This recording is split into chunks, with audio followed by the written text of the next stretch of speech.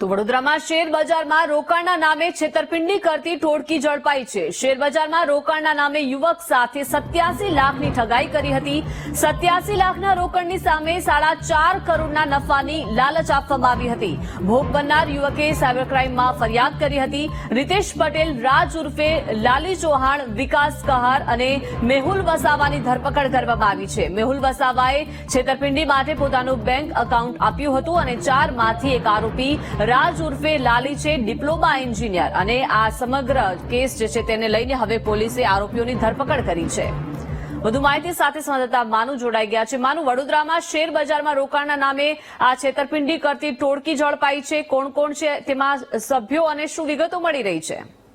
એતિકા share માર્કેટમાં રોકાણ કરીને લાખો રૂપિયાનો નફો આપવાની લાલચ આપી અને ઠગ કરતી આ ટોળકી છે ઝડપાઈ છે।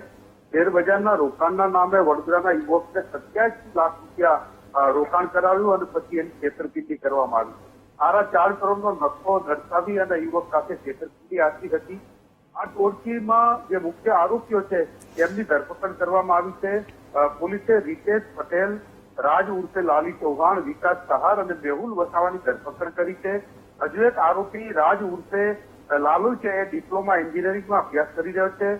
મેહુલ વસાવાએ ટોળકીને પોતાનું એકાઉન્ટ આપ્યું હતું અને એમાં પણ એનું તપાસનું એમનું નામ ખોલ્યું છે।